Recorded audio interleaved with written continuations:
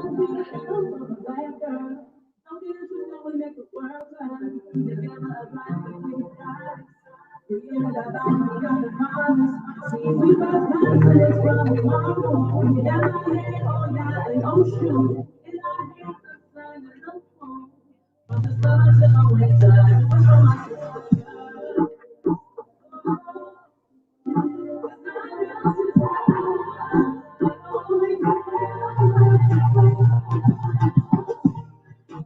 here on a lecture. I know this ain't the perfect picture, but I know it's only work hard. I'm just here to let you know that I'm with you. Jeremiah, the strongest woman I know. So be strong, girl. Possibly brother. So continue to weather the storm, and please never follow the norm. Yeah, this is for my sisters in the struggle. If you ain't heard it yet, hey guys, make sure you share the live.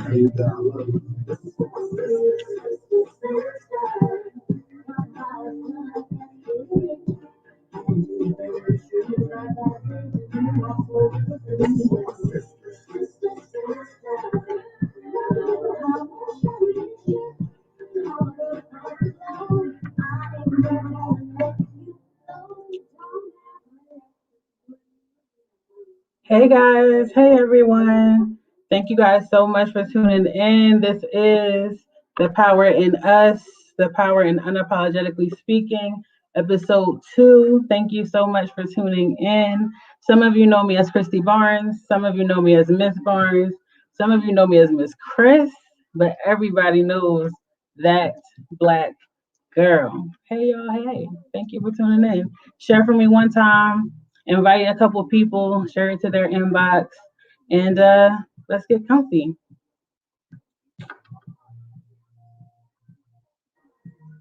All right, so just a recap of who Unapologetically Speaking is. We are the nonprofit that bridges the gap. So, with that, long story short, what that really means is we are the nonprofit that will take the time and the initiative to actually focus on certain pillars in the community to try to generate a better quality of life. We're definitely all about partnership. We're definitely all about utilizing resources, regardless of where they may come from. If we all have the same overarching goal of the betterment of the city, then that's really all that matters.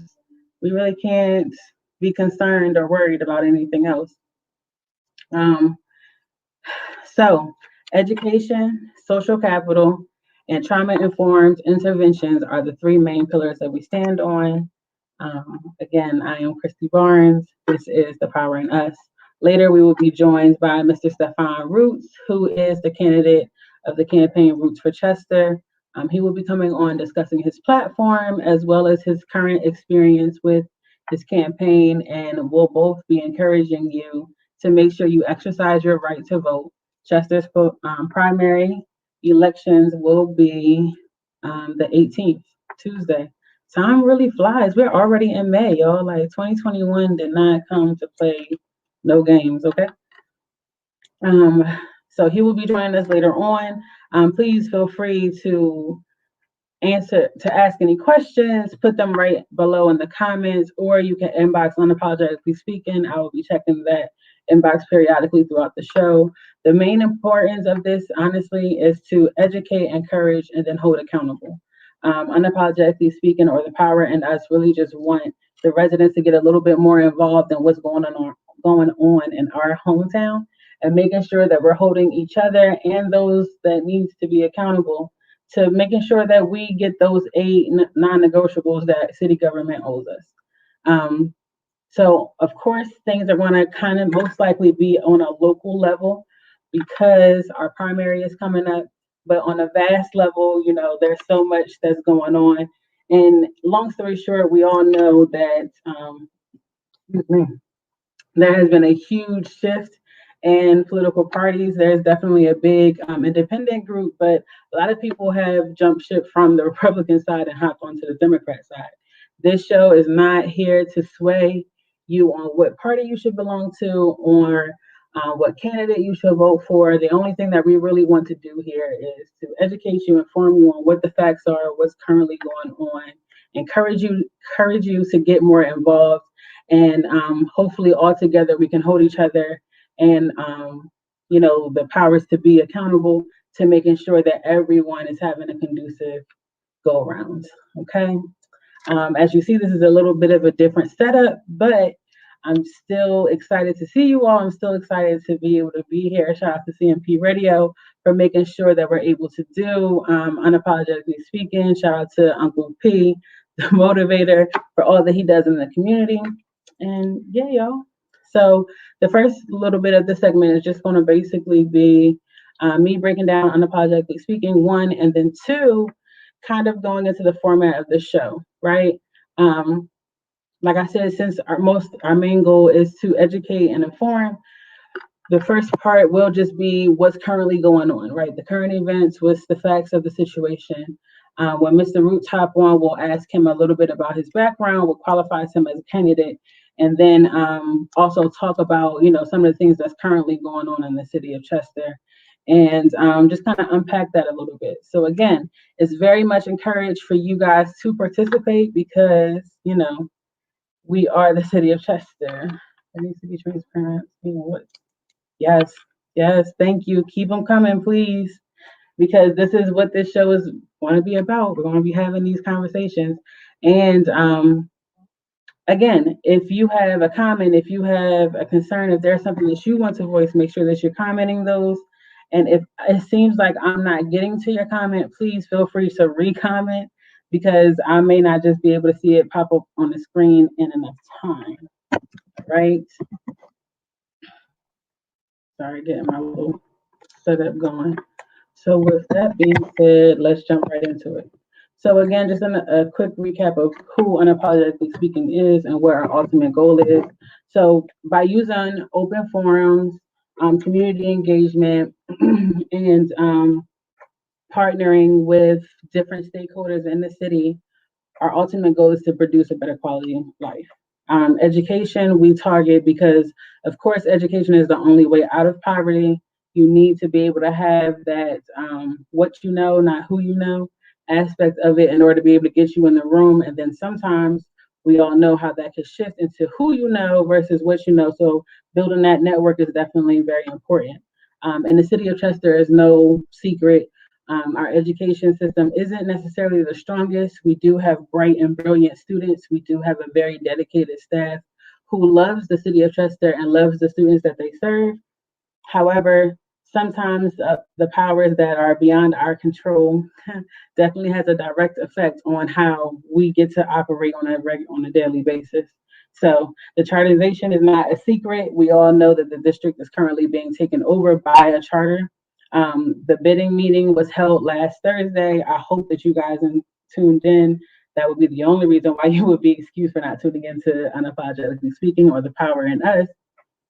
But the meeting was long. It definitely did get a little heated, but a lot of schools did come forth and try to propose what they would have plans if they were able to participate in the takeover. Again, guys, it's not really our intent to sway you on which way to think or how to be, but it is definitely our job to inform and encourage, and don't be scared to use that power. Don't be scared to go to the council meetings and inquire, or go to the school board meetings and get more involved. It's definitely a lack of participation, and that definitely has to change. So the second portion of unapologetically speaking is social capital. By definition, that literally is just making sure that residents and stakeholders play an active role in how the production of the city, the production of the community, and realizing that we play a key role in what that could look like. So it's not necessarily just about us Chester residents having the conversation amongst ourselves about how fed up we are, how frustrated we get, or how tired we are. It's actually up to us to have those conversations with the same people that we put in office, because those are the ones who are really the people that have the say. So, and then lastly, again, trauma-informed care. So I mentioned last week that it's kind of a hot topic. Everyone's talking about trauma and how we need to start combating it. And long story short, trauma has a huge effect on not just Black and Brown people in urban communities, but any and everyone who has literally walked earth. Because trauma is simply something that's happened to you outside of your control, um, that's pretty egregious. So it could be something as simple as, not having your five basic needs like food, shelter, a sense of belonging, and the feeling of love. Or it can be something as grand as living with a parent or someone of significance that has an addiction.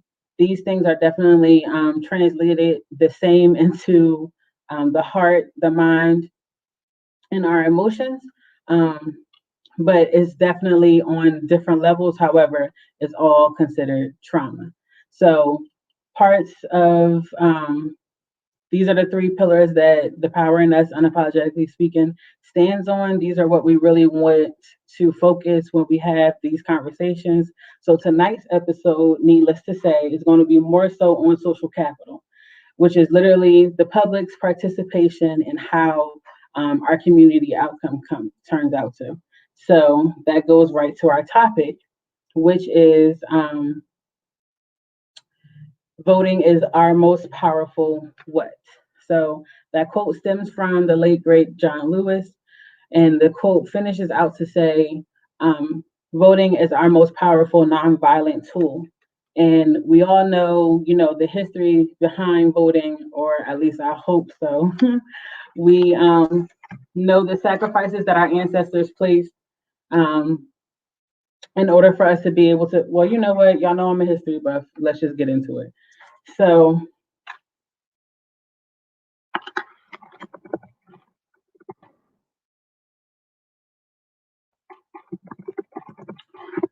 before we hop into the history or just a little bit of like why voting is so important, especially in the African I'm American on a community, call.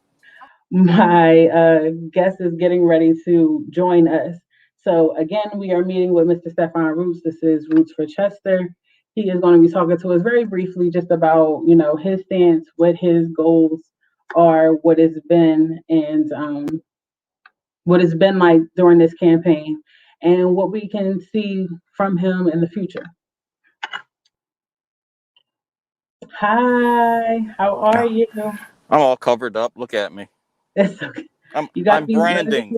All right, right? I'm branding right now. Okay. This is a great way of branding. Yes, How this are is you good. doing? I'm doing great. Good to see you. Always good to see you. Can I take this thing off? Sure. I don't think we're going to spread any COVID through Yeah, I think this StreamYard. is probably the safest way. How about the With hat this. too? You like the new hat? We got the new logo. Secure your Oh, roots. There it is. Get a little close up to the camera. Where we go? There it there you is. go. Okay. Yeah. So if you catch us this weekend, you might get some of this free swag. Oh, what's going on this weekend? Oh, it's the weekend before election time. Election is Tuesday. It And is. I guess everybody just throws everything out there, leave it all on the Okay. floor. So we're going to be out here in these streets like we were last week and the weekend before and the weekend before and just shaking hands, kissing Kissing babies, babies. meeting people. I knew that was I coming. haven't kissed a baby yet. So maybe Okay. this will be the weekend to kiss a baby. I don't know. I don't know if you should kiss a baby. I wouldn't kiss a baby. Okay. Because I hate to hear babies cry. you hate hearing babies cry. All right, we're getting off topic. So, ladies All and right. gentlemen, as you can see, our guest of honor for the evening is Mr. Stefan Roots. Mr. Roots is the sole candidate for Roots for Chester, and is kind of going against the grain in a very admirable way. I got to admit, it's no secret that there's been a certain ticket that's been ran in the city of Chester, and it usually goes unopposed. So, again, this is definitely a trailblazing effort, and I just wanted to take the time to acknowledge that. It is different. And you're right. For so long, so many of these elections have gone unopposed. And the real problem with having unopposed or not being opposed when you're running in an election is that people just think, the same old people are going to be in office, so why should I vote? And each time that comes around, you get fewer and fewer people involved in the process to the point that we've got some wards here in Chester, some precincts that have the lowest percentage of turnout in the country. I mean, we've talking about five, In the six, seven country. percent turnout in the country. Yeah. I looked at the numbers. They're just shocking. We know that it's going to take about 1,000 votes for me to win. And that's out of 13,500 registered Democrats. So when we Okay. looked at the last primary where, the candidates went unopposed, 1,200 people came out to vote. 300 of them didn't even vote for council members. So I think the winning council, the one with the most votes, got like 900, less than 1,000 votes. So now it's a game of musical chairs. At least that's what I'm calling it. There's 3 candidates and 2 seats. So for those of you who are not aware of what a primary is, generally what you do is you choose your candidates in the primary who are going to be on the ticket in November for the big election. So you have your Democratic side, however many candidates. And we remember seeing that in the presidential elections where there was like 15 Democrats. And when the Republicans ran, Trump first time, there was 15 or 16 of those. And then you whittle it down to, the one in terms of president. When it comes to Chester City Council, you whittle it down to 2. So we have 3 candidates. 2 of them are the incumbents, and incumbents are the people who are already in office. So they decided they want to run again. So one incumbent has been in office for 3 terms already, the other for 2 terms. So each term is 4 years. So you have one person who's been in office for 12 years, the other for 8, and they're looking to do another 4. So here I come, messing up everything. Just throwing everything out of whack. Just throwing everything out of whack. And what we wanted to do is come out early with a brand. So the brand is Roots for Chester. So obviously my name, Stephon Roots, it plays off the last name, but it really is a broader scope. We want to put roots into Chester, so this is really a movement. When you talk about these things early on, you can only wish that they turn out the way that you, I won't even say plan, that the way you envision. And it surely has, I guess in one term, I thought, there'll probably be about 6 or 8 of us, running through this campaign. We've got nearly 60 people who are volunteered, who, join us for whatever we do, whether it's, packing bags and getting swag together or running in these streets or blowing horns. So we have a really eclectic group of people who've come together to put this campaign on. What we really wanted to happen, though, is if we came out early, we wanted to be the first ones to get momentum. We wanted to get our name out there first. And I think it worked. And the other thing we wanted to do is we wanted our opponents to campaign. They're just not used to campaigning. In the city of Chester, it's generally wait till 2 weeks before the election. You'll see a few signs up. But most people are unaware that anything is going on, particularly in the primaries. So we figured if we get out and campaign, they'll probably come out and campaign. And I just love seeing the opponents out there campaigning because it helps raise the awareness citywide that there's a campaign going on. So we really believe that there's going to be a whole lot more than 1,200 people coming out to vote on Tuesday. And that's good for the city. That's good for the city. The city needs more people voting, whether you vote for me, whether you vote for them, whether you vote for neither of us and just vote for a judge or vote for or just answer one of the 4 questions that's on the ballot. It's really important that people come out and vote. Now, there is a misconception, I know. People think that in the end, they know who you voted for. That's not true. All they know is that you voted. And the more votes that come out of Chester, the more power Chester has. So right now with 1,200 votes, nobody cares about Chester. So if you look at county candidates, if you look at candidates who go for state office, they look around, they want to win too. And then when they look at the areas they go to campaign, and if they eventually win areas that they want to support, they go back and say, where did the votes come from? Or if they're campaigning, where am I going to get votes from? Chester is so far off the map. And that's why you haven't seen anyone else come into the city to campaign. So this is a nice little thing. What's your perspective, Ben? I'm always asking people, I'm on the inside looking out. You kind of just came in and jumped in. So I'm going to kind of back up a little bit. Okay. Yeah. So I'm just so used to talking. You have to stop me. That's all I've been doing for the last 100 days. It's definitely refreshing, though, because like you said, there's a culture in the city where, you're not really hip or aware of, oh, wait, there's a primary coming up, or that there's even a general election underway. And thank you for giving those facts because that's definitely the format of the show. We're here basically to educate, to provide the information, let the residents know what's going on, how they can help, encourage them to actually get more involved, and then make sure that we're holding each other and the stakeholders accountable to actually, doing something with this information. So I definitely appreciate you giving us a quick breakdown, and I double appreciate the fact that, it's coming from a standpoint of just betterment of the city overall. You're not necessarily just pushing for them to vote for you, you're just pushing for them to vote. And as we mentioned, as we saw in your tribute, that it is definitely, a historic figure for us too. And I was actually just about to jump into that before you logged in. Um, there was a lovely, I'm gonna put you, it was a lovely paper that was sent out that just kind of gave like the overarching, intro of who Stefan was, what some of our issues here in the city of Chester that, is actually supposed to be always, not necessarily perfect or peachy keen. But hey, hi everyone. Thank you guys so much for tuning in. Please make sure you share this live. Make sure you're commenting your questions. We are here with Mr. Stefan Roots, Roots for Chester. And we're really just here to kind of encourage everyone to get out on Tuesday, May 18th, and exercise your right to vote. Okay, now I gotta jump back in. And even though we know that, that culture has existed, I'm appreciative that your campaign has really been pushing the fact that it's not necessarily who you vote for or if people know who you vote for, but just to actually exercise that right. Our ancestors have sacrificed enough, and who are we to not respect and do our due diligence at upholding that legacy? So if we can just take a second to get to know you a little bit, Mr. Stefan, Mr. Roots. I never know what to call you. We always go through this. Talk to me about who you are in the community. Like before you decided to run, what were some of the things that you were doing on a daily basis to exercise your public servancy or your role as a resident of the city of Chester? Yeah, that seems to be one of the biggest questions for people who don't know me. Like, who is this guy? Who is Stefan Roots?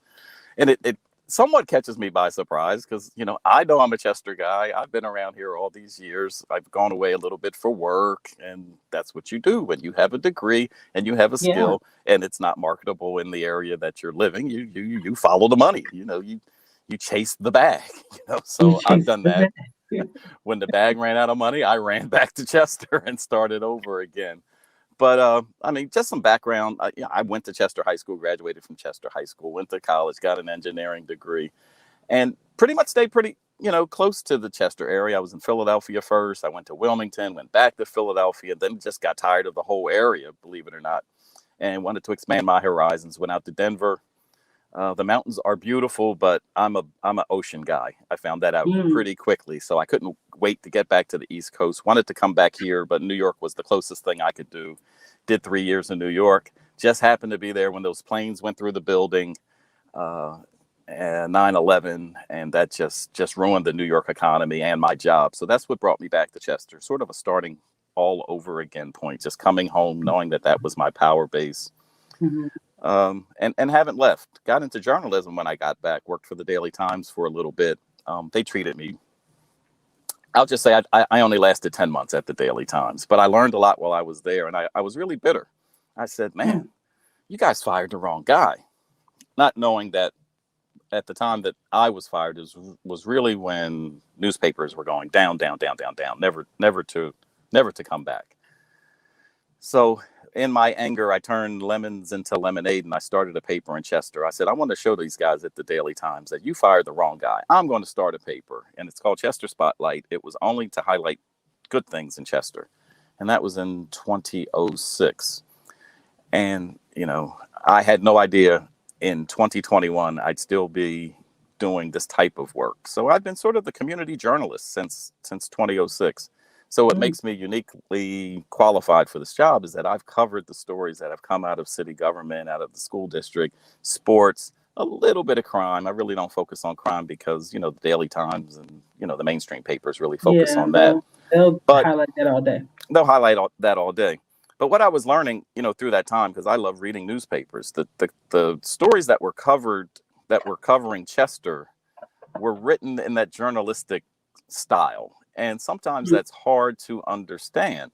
So I said, man, I think I can write things a little differently. I can interpret things. I can translate things that, people around the city can understand a little better. So that's been I call it my superpower, is translating really complicated stuff.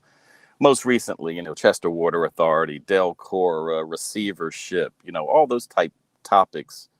I have no problem explaining in layman's terms. My challenge, though, in Chester is that people are not big readers. So if my goal was to, blanket the city with good journalism, what I found was it's people outside the city that really appreciate it more than the people in the city. So, if my plan didn't execute the way that I wanted to, normally you would call that a failure, but it hasn't been a failure at all. I mean, some amazing opportunities have come up from my journalism work, featuring Chester. So that's kind of how my name has got around a little bit, but from that time, I've joined a lot of boards, so my civic activity in Chester has kind of been at a level that a lot of people won't see on the streets. So some of my favorite board positions is with the Chester Education Foundation, the Delaware County Historical Society, where you and I first met at the Boys and Girls Club, working with the drug-free communities. What else am I doing? Just recently, I got on the board. Oh, and Chester Made, been doing a lot of stuff with the arts community in Chester Made. We're doing this amazing digital storytelling project right now that I wish everybody can learn about and get involved in, because we want your stories. We want to hear from people. As Black folks, we have a history of oral tradition, and we're trying to bring it back to Chester. And it's done in such a modern way now that you just gotta see this stuff. I wish I had the website to share with you, but I can't remember it right off the top of my head. Just recently, so just share it with us, and I'll make sure that I post it. Okay. Just recently, I got appointed to a county authority, which is really exciting. So we know that Harrah's is down the street there, and just recently they started internet gaming. I call it internet gaming. So you get on your computer, your phone, and you can bet on games and sports betting. Well, the law is that 1% of the money that comes from internet betting goes to the county. So our county government said, the county council people said, we don't want to be messing with this money. So we're going to form an authority to receive this money and disperse it back out, to the community. So this is a brand new authority. It's got a really long name. It's called the Delaware County Interactive Gaming Revenue Authority. It's got so many letters, it drove TD Bank crazy when we tried to set up the account, and I'm the treasurer. So am I still with you? You're still here. Oh, okay. So what that is going to do is, and there's 2 Chester people on that board. So we're literally going to be dispensing money to organizations in Chester throughout the year. We're brand new, so our first few months is all about forming the authority, but we're really close to awarding our first grants. So some of the areas that we're going to focus in is food insecurity. That's primarily what we want to focus on. So that's our primary focus right now, is food insecurity. But we'll be doing stuff for first responders, anything that's going to help, communities around Delaware County. So that's like where a lot of my involvement has been. With the blog, though, I'm that guy who will go to a new business opening. I will go to a Chester Panthers game. I will be at a Chester High School game, and I pay my way in. I'm not considered a journalist around here. People don't say, hey, let me see your credentials. Come on in, do our games, but I'll go in and cover the games. So, that's kind of what I'm doing out here in these streets. Not very visible, but very important. When you talk Chester Education Authority, you're talking after school programs, you're talking, those type of things, the fringes of education that you're not seeing in school. When you talk Delaware County Historical Society, you're talking about preserving history, not just of Delaware County, but of Chester. And it's sort of a tourist attraction. In Chester, we just don't have enough of those. Harrah's is a tourist attraction. PPL Park, or what is it, Subaru Park now, is a tourist attraction. And a lot of people from around the county who want to do some history research, come right across the street from City Hall to the Delaware County Historical Society, and then the iconic Boys and Girls Club. I mean, you can't do enough for the Boys and Girls Club. Mm-hmm. So that's Right. kind of So- what I'm doing.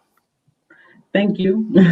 And even as you mentioned, your blog wasn't really not as welcomed in the city of Chester as it has been in other areas. Would you say that the campaign was the same? And I don't understand the question. Like, would you say that the campaign was definitely, when you had conversations with people outside of the city of Chester, the support was more grand than those conversations that you're having with the people inside the city? This campaign for Chester City Council? Yeah. Oh no, man, the people in the city are ready for change.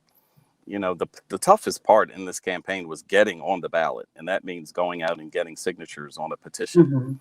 Mm-hmm. You know, my opponents, they have the luxury of being very well established. You know, you can just go around City Hall and get signatures, or you can go to any of the 152 committee people around town, you know, and get Mm-hmm. signatures. You really don't have to knock on doors and talk to strangers.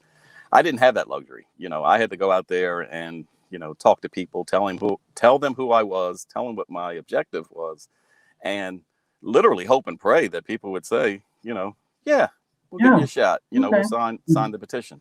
And then you got to hope that what they're signing is correct. Are they signing their correct name? Is that really their address? Are you really registered?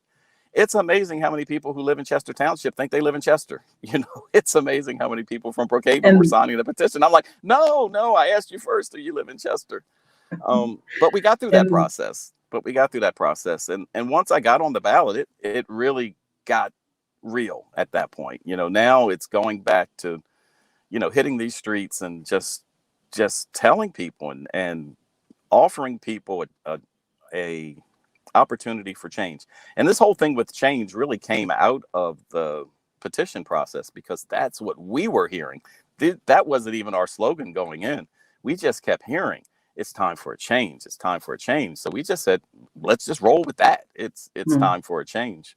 Roots for Chester. And that was actually going to be my next question. I was going to ask, what is one of the things that you've heard the most when you were canvassing and trying to get these signatures, or just having conversations with people in general? The voice of the people is really screaming for that change. And like you mentioned, it's kind of a tricky scenario that you're put in. It's 3 candidates, 2 seats, and those 2 seats could either be public safety or streets and public improvements, correct? I didn't know it was that long of a name. I just call it streets, but okay, we'll abbreviate it. We'll just call it streets. Okay. But but once I'm elected, that's really up to the mayor how he assigns me, because there's also finance, there's also Parks and Rec, so he has the ability to shuffle, you know, who gets assigned what with regard to city councilmen and the departments they run. And that would be amongst the 2 seats, or can all of the seats be scrambled? Yeah, he could shuffle the deck all the way around. Now, I truly hope when I win, he doesn't put me in finance, because that is not my strong suit. William Morgan, we need you in finance. You're the man. Yeah. But any of the other areas, I'd be really willing and able to hit the ground running. Great. Can we just briefly touch on those other areas? What could be something that you wanted to add, or, you know, possibly move forward on an agenda when it comes to public safety? And I know that you even mentioned in your writing that you try to shy away from crime, understandably so. But, you know, in that field, what would you think could be a tangible result that people could expect? Yeah, public safety is a tricky word, because it really isn't, it doesn't involve the police at all. So the police department is under the umbrella of the mayor. So public safety is the fire department and basically the Department of Health. So I guess the short answer in this time that we're in, I would have had a lot more focus on the coronavirus, testing, coronavirus. Now the vaccines are out. And more importantly, you know, reporting the facts, which I do on my blog very often, coming from the Delaware County and Chester County, you know, public health website, you know, just what's going on in Chester. I don't think the city did a good job at all. They had good intentions early on. I mean, they named the fire commissioner as the head of the coronavirus task force or whatever they called it, but he got pretty silent pretty fast. Chester had no direction specific to Chester. It was always follow whatever the county said, or follow whatever the CDC said, follow whatever the World Health Organization said. All that's well and good, but Chester has its own unique issues. Being a Black community in particular, and we know how coronavirus hit us really hard. So I will say I would have done that a whole lot differently. As far as the fire department is concerned, I think that's one of the best departments that's functioning in our city. So I don't think there's much work to do there. But as far as public health, I would love for that to happen. You getting too much background noise over there? No, you're fine. Okay, all right. And as you mentioned, being a Black community, environmental racism is a huge thing. In fact, yeah, that one too. The march that just took place, caused a lot of positive awakening, I would say, in the city. It's easy for us to, and I use us as a loose term of just humans in general, for us to ignore, the things that make us the most uncomfortable. If we just push it to the back of our mind, maybe it'll just go away. If I don't know it, I don't have to do, right? It's definitely a bigger wave of change, as you mentioned earlier, but of just people kind of taking accountability and getting more involved. Could you, what, in your opinion, what would you say is the reason or the cause for that? I'm really glad you brought up environmental, issues. I love what I heard our mayor say not too long ago, and that is Chester is an industrial town. We have industry up and down our riverfront. In fact, 291, before it was called 291, was Second Street, but it's been industrial highway, for the longest time, and that's a real word. So one of the challenges we have in the city is that when you have industry, they're regulated by the Department of Environmental Protection, which is under the EPA, and they have not standards, but they permit so much pollution, and it's supposed to be done with regard to, all right, you can pollute enough to not harm anybody.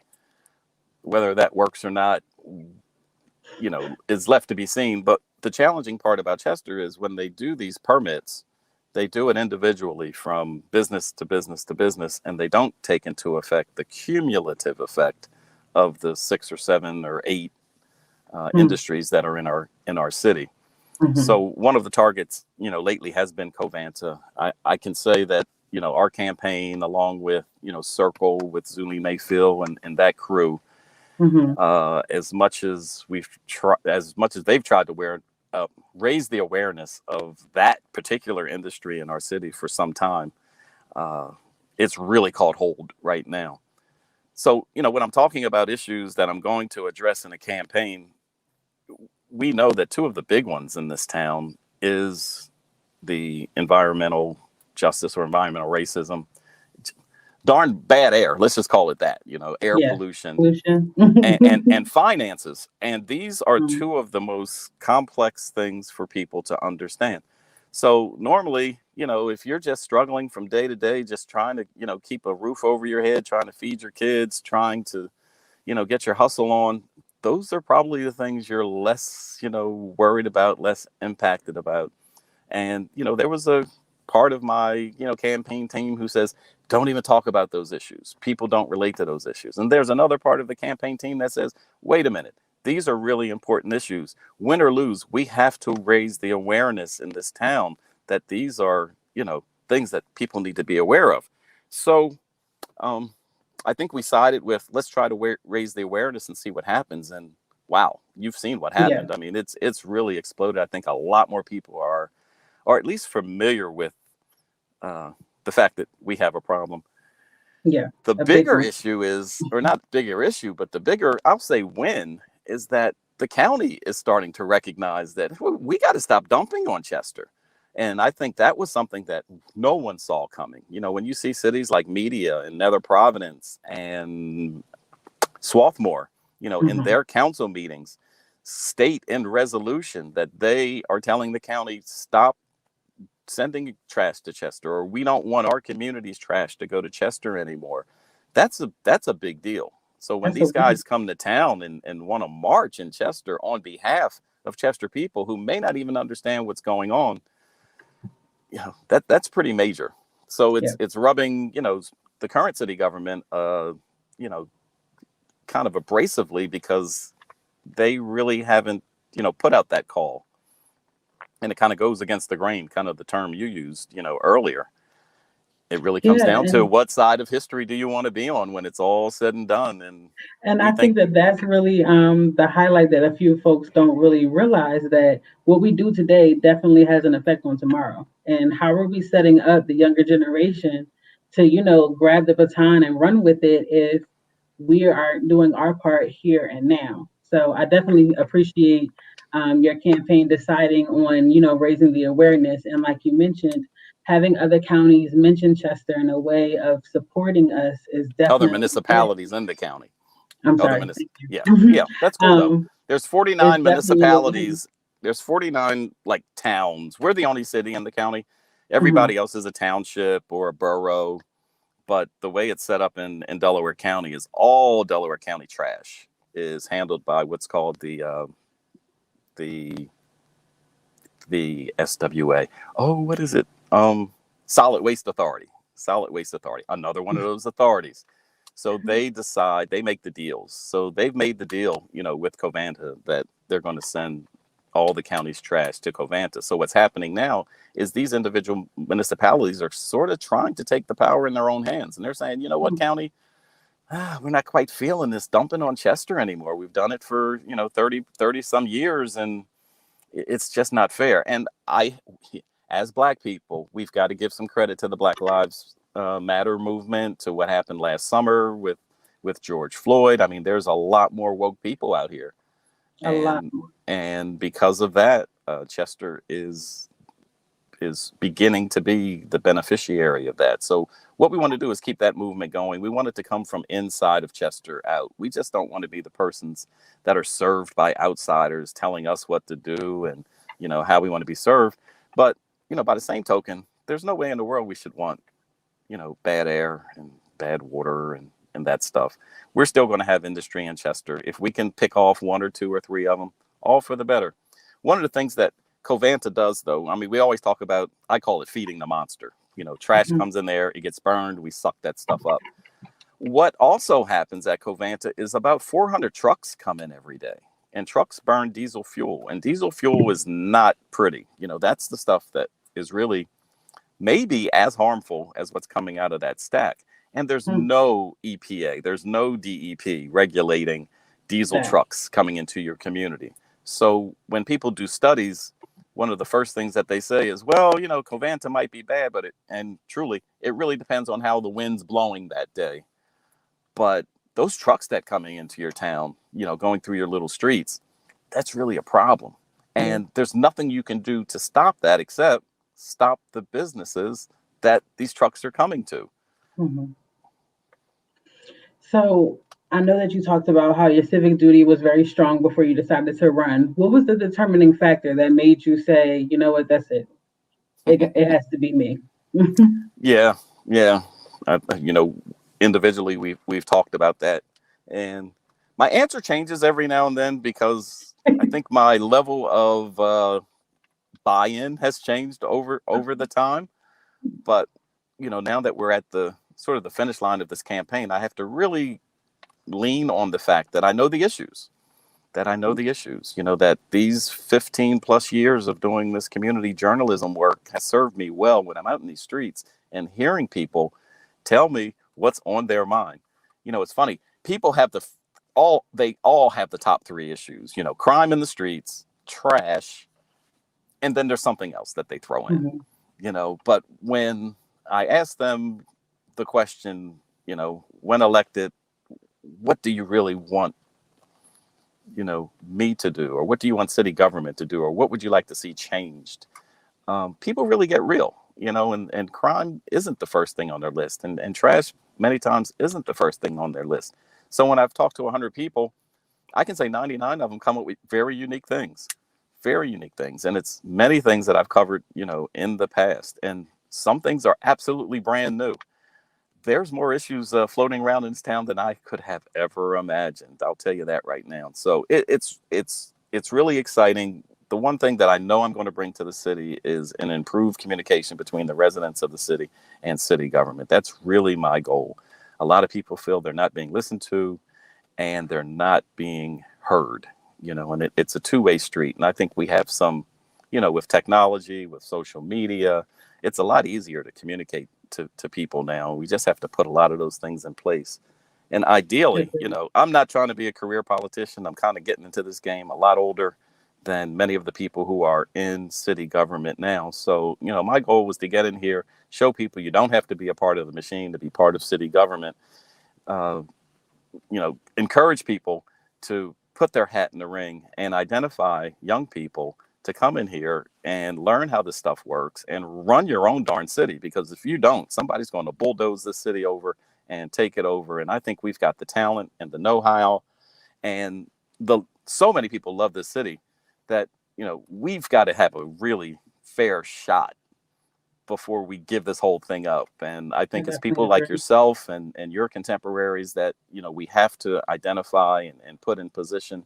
I want to be moved out of the way really fast. I would love for somebody after I win this year to beat me, the next time around, who's young and sharp and can get the vote out, because this is not a career thing for me. But, I'm going to make an impact as soon as I'm here. The worst question that I get from people, though, and you need to hear this, everybody needs to hear this, is what makes me think you ain't going to be like the rest of them when you get in there? And that just boils my blood whenever I hear that. How can I be a candidate for change and then change into, I guess what I don't want to do is be the thing I'm trying to replace. And like I told one older gentleman one day, that if you see me even looking like I'm running government the way that it's being run now, you have my permission to come into City Hall, come in my office, slap me upside the head, and I will pack my bags and leave almost immediately. And I almost mean that. I just hope he doesn't slap me. But I need to hear from you guys. And the streets are real, man. I mean, they'll tell you what they like, what they don't like. But the feedback I've gotten when I do get face to face with people has been really positive. I think they see the genuineness in my efforts here and the sincerity in the things that I say. And I can't ask for more. What I can really ask for is just to, help me out. Come on out on Tuesday and vote, because that's really the bottom line. Will people come out the house and vote? We think they will. We think because there is a change candidate out there, there's a reason to come out, because these past few years, there hasn't been a reason.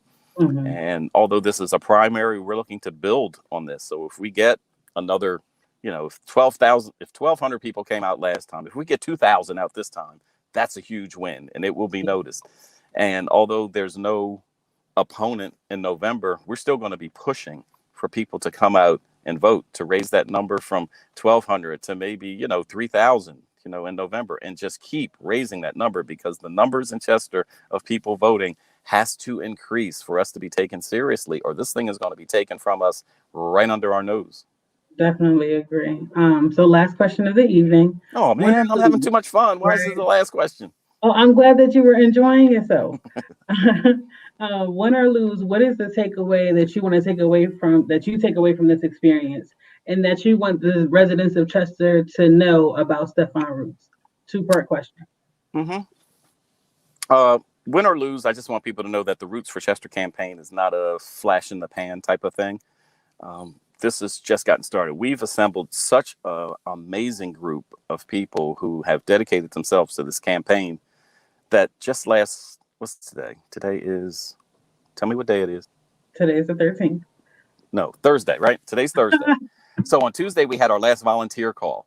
And it was kind of sad, because it was our last volunteer call before the election. And I kind of said, man, I really hate for this to end. And the people on the call was like, this doesn't have to end. We don't want this to end either. We want to keep doing the work that we're doing, raising awareness. We really believe that we've improved city government just by campaigning. when we look at our city council meetings, when we look at our receiver meetings, we see a more engaged city government now.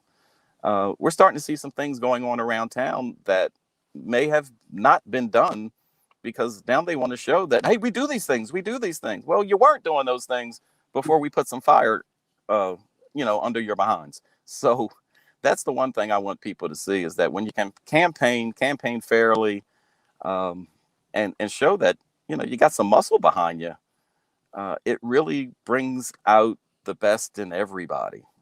So win or lose, we want to see a better, city government. If we can help in any way, shape, or form, that's what we're here to do. There's a lot of things that I can do, especially now that I've assembled such a great team, that don't require being a city councilman to do. Mm-hmm. But what the city council position will allow me is a lot of authority to, first of all, people will probably answer my calls, which where they don't answer them now. I can probably go in some doors, visit some business people, around town, just do some things with the authority that the office brings that, you just can't do as a regular citizen. You can see some things. I'm really looking forward to working with the receiver and helping us get through this really rough financial time. The whole city's going to change based on, the final results that he gives. And, I'm not really happy with what I'm seeing with current city government and their relationship with them. And, we have a good rapport already. Oh, I've just been delivered some pizza and some wings. We're having a party right now. Did you know that, Christy? Well, when you're finished, come up and join our party. We're partying right now on 22nd and where are we? 22nd and Hyatt. We're out here partying. You'll see the signs. We're having a good time. I'm glad that you guys are having a good time. Maybe I'll take you up on that invitation. And you're one of my all-time favorite people in the city. Thank you so much for glad that I have that honor. No, just thank you so much for being you, because you know what we went through these last few months, and I just respect you even more because of it. Oh, I'm glad. I want to thank you for your time. Thank you for spending that time with us. And ladies and gentlemen, please make sure that you come out on Tuesday, May 18th. Go vote. Blood, sweat, and tears have been shed for us to exercise this right. Who are we to not uphold that legacy? So thank you again, Mr. Roots for Chester. Please make sure that you follow them on their social media pages, as well as inquire about having a sit down. All right. Thank you so much. Thank you again. All right, ladies and gentlemen. So as we wind down, thank you guys so much for tuning in. I saw that a few people had a couple questions.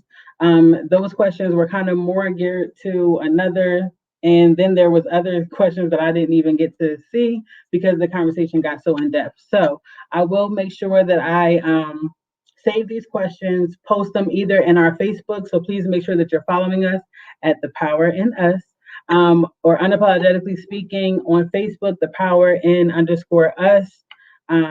Thank you, Mr. Covert. The Power in _us on Instagram, or follow my personal pages, Queen Chris on Instagram, Christy Barnes on Facebook. Thank you guys per the usual for tuning in. And just real quick, just to run down a few things that we already know, right? We know that the city is in receivership. We know that the school district has been in receivership. We know that this has happened since April of last year. So we are now about a year in. If you have any questions, comments, or concerns about what I'm talking about or referring to, go to their website, chesterreceivership.com. They have extensive information. They just hosted our office hours. I believe it was yesterday at 3:00. They're going to have another one in a few months, but they will have a summer series that will be released within a couple weeks. So, but again, if you go to that website, chesterreceivership.com, you will be able to get in touch with them, see what's going on with the recovery plan. I definitely urge all residents to make sure that you read it. It's definitely long. So if you look at this objective summary, that can give you a little brief breakdown of what's going on. And then he has been back to court to kind of reconstruct or put into action what the ideas or suggestions from the original recovery plan was.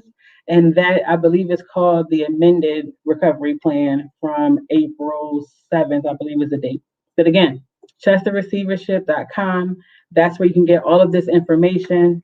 It's no secret that the city of Chester has definitely been struggling. It's no secret that the city of Chester is definitely in need of a change. So it's no secret that we got to get involved, right? So make sure that you guys are coming out Tuesday, May 18th for the primaries to actually exercise that right. It's easy for us to point the finger and say, oh my gosh, this change will never come. But I'm challenging you to be a part of the change. If you're not a part of the solution, then you're what's a part of the problem, and that's on her. So please make sure that you're actually exercising your right. Tell your friends to tell a friend to tell a friend, give a ride to a neighbor. Everybody have a watch party to see who actually wins the election. And win or lose, make sure that you guys are getting involved. It doesn't matter who you vote for, just make sure that you vote and make sure you stand solid behind that vote. Okay? I'm holding y'all accountable, and I hope that y'all are holding me just as accountable because that's the point of unapologetically speaking, to actually make sure that what needs to get done is getting done. Some of you may know me as Christy Barnes. Some of you may know me as Miss Barnes.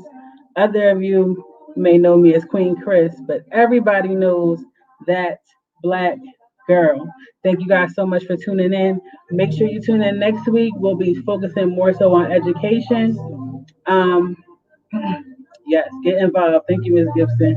We'll be talking more about education. And again, thank you. This was our social capital episode. Make sure you're following us.